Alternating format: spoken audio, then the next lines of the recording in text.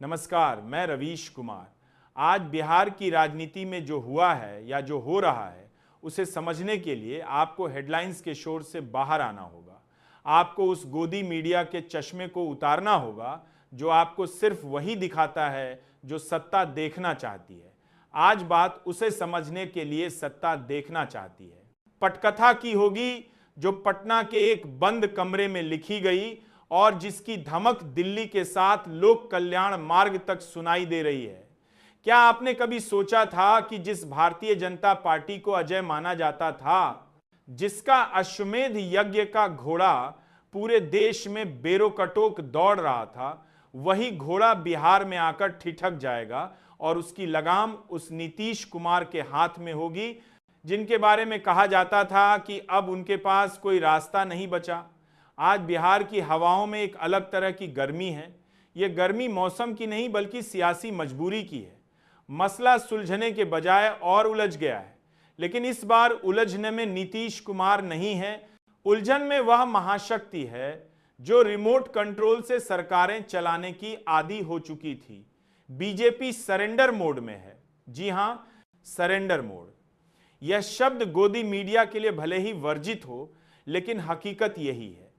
सोचिए, वही नीतीश कुमार जिन्हें सोशल मीडिया पर ट्रोल आर्मी ने कुर्सी कुमार, बेशर्म और अस्थिर कहा, जिनकी राजनीति का अंत घोषित कर दिया गया, आज वही नीतीश कुमार दिल्ली का दरबार को बैक टू बैक ऐसे झटके दे रहे हैं कि बीजेपी के बड़े से बड़े रणनीतिकार, जिन्हें चाणक्य कहा जाता है, बगले झांक रहे हैं। मोदी और शाह की जोड़ी ने बिहार में अपना मुख्यमंत्री बनाने का जो सपना देखा था, वह अब कांच के गिलास की तरह चकनाचूर हो चुका है। तमाम कोशिशों के बावजूद आज पटना की सड़कों पर खड़े होकर कोई भी बीजेपी नेता या कहने की हिम्मत नहीं जुटा पा रहा कि अगला मुख्यमंत्री बीजेपी का होगा, क्योंकि बाजी पलट चुकी है। नीतीश कुमार ने बिसात ही बदल दी है, और जब बिसात बदलती है तो वजीर और बादशाह दोनों की चालें धरी की धरी रह जाती हैं। सियासी गलियारों की हकीकत यह है कि नीतीश कुमार ने बीजेपी के सामने 3 शर्तें रख दी हैं, जिन्हें शर्त नहीं बल्कि लक्ष्मण रेखा कहना ज्यादा सही होगा। पहली और सबसे बड़ी शर्त डिप्टी सीएम को लेकर है। फैसला दिल्ली नहीं बल्कि नीतीश करेंगे। मुख्यमंत्री मैं हूं, 2 डिप्टी सीएम रहेंगे। एक आप चुनिए, लेकिन दूसरा मेरा होगा और दोनों पर अंतिम मुहर मेरी होगी। इसका मतलब यह है कि सम्राट चौधरी और विजय सिन्हा जैसे नेताओं का भविष्य अधर में है। वही नेता जिन्होंने नीतीश कुमार के खिलाफ सबसे ज्यादा जहर उगला था। दूसरी शर्त जेडीयू कोटे से भी एक डिप्टी सीएम अनिवार्य होने की है। और तीसरी सबसे खतरनाक शर्त वीटो पावर की, यानी जब तक नीतीश कुमार की कलम किसी नाम पर साइन नहीं करेगी, वह नेता शपथ नहीं ले सकेगा। यह वह बिहार नहीं है जहां दिल्ली से फैक्ट आता था और मुख्यमंत्री बदल जाता था। यह वही बिहार है जिसने जेपी आंदोलन को जन्म दिया। नीतीश कुमार इतिहास लिखने नहीं बल्कि इतिहास समझकर राजनीति करने वाले नेता हैं। उन्हें महाराष्ट्र, कर्नाटक, मध्य प्रदेश और एकनाथ शिंदे से लेकर उद्धव ठाकरे तक सब याद है। उन्हें पता है कि नई बीजेपी सहयोगियों को साथ नहीं बल्कि धीरे धीरे निगलती है। इसीलिए इस बार नीतीश कुमार ने लोहे के दस्ताने पहनकर हाथ मिलाया है। एनएडीए के भीतर बेचैनी है, बाहर खामोशी, लेकिन अंदर तूफान है। 40 सीटें जीतकर खुद को अपराजय मानने वाला अहंकार आज अपनी ही बैसाखी के सामने नतमस्तक है। नीतीश की राजनीति कछुए की चाल जैसी है, लेकिन जब चाल चलती है तो खरगोश अक्सर सोता हुआ या हारा हुआ ही मिलता है। 2014 से देश पर वन मैन शो की जो मानसिकता हावी है, बिहार ने उसे चुनौती दी है। फैसले आदेश से नहीं विमर्श से होते हैं। लोकसभा चुनाव से पहले बीजेपी ने नीतीश को कमजोर करने का चक्रव्यूह रचा, लेकिन नीतीश कुमार ने हवा का रुख भांप लिया और बैसाखी वाली केंद्र सरकार की मजबूरी को अपनी ताकत बना लिया। अब फैसले बराबरी की मेज पर होंगे।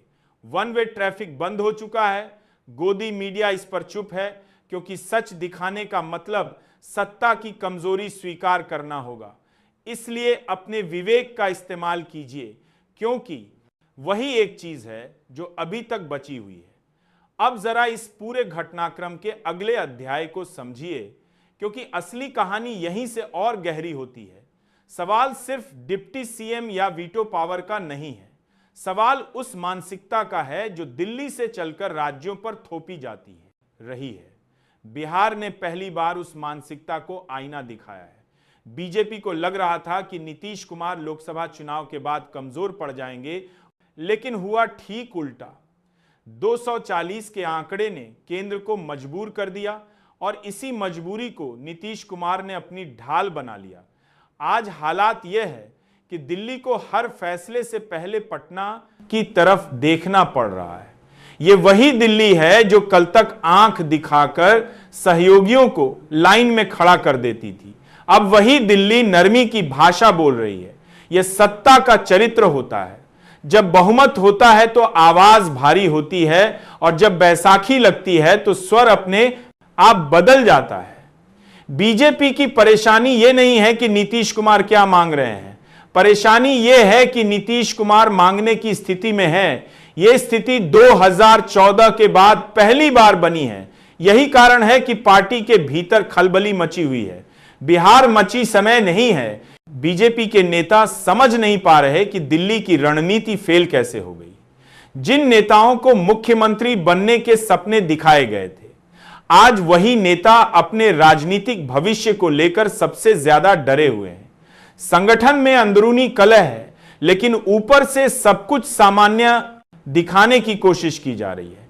यही वजह है कि बयानबाजी बंद है और चुप्पी ज्यादा खतरनाक हो गई है। नीतीश कुमार यह भी जानते गला हैं कि अगर आज उन्होंने समझौते में जल्दबाजी की तो कल उनके पास शिकायत करने का मौका भी नहीं बचेगा। इसीलिए वह हर बिंदु, दोस्तों आपने राजनीति में उतार चढ़ाव देखे होंगे, सरकारें बनती और गिरती देखी होंगी, लेकिन आज जो मंजर हमारे सामने है वह ना तो 2014 में देखा गया था, ना 2019 में, और ना ही आपातकाल के उस काले दौर के बाद कभी देखा गया। राजनीति के गलियारों में एक ऐसा धमाका हुआ है जिसकी गूंज प्रधानमंत्री आवास यानी 7 लोक कल्याण मार्ग से लेकर उत्तर प्रदेश के मुख्यमंत्री योगी आदित्यनाथ के लखनऊ आवास तक सुनाई दे रही है। बड़े बड़े दिग्गज नेता जिनकी एक दहाड़ से विपक्ष के पसीने छूट जाते थे, आज उन नेताओं की धड़कनें तेज हो गई हैं। उनके माथे पर चिंता की लकीरें साफ देखी जा सकती हैं। आखिर ऐसा क्या हो गया? ऐसा कौन सा तूफान आ गया जिसने भारत की सबसे मजबूत मानी जाने वाली सरकार की नींव को ही हिला दिया है? दोस्तों, हाईकोर्ट से आई एक चौंकाने वाली रिपोर्ट ने देश के 3 सबसे कद्दावर नेताओं, प्रधानमंत्री नरेंद्र मोदी, देश के गृह मंत्री और राजनीति के चाणक्य कहे जाने वाले अमित शाह और उत्तर प्रदेश के फायर ब्रांड मुख्यमंत्री योगी आदित्यनाथ, इन तीनों की कुर्सी को खतरे में डाल दिया है। जी हां, आप बिल्कुल सही सुन रहे हैं। यह कोई अफवाह नहीं, यह कोई व्हाट्सएप यूनिवर्सिटी का ज्ञान नहीं, बल्कि अदालत के गलियारों से छन कर आ रही वह खबर है जिसने भारतीय जनता पार्टी के शीर्ष नेतृत्व की नींदें कर दी हैं। आप सोच भी नहीं सकते कि अदालत से आई या खबर इतनी बड़ी होगी कि एक ही झटके में भारतीय राजनीति का पूरा समीकरण बदल सकता है।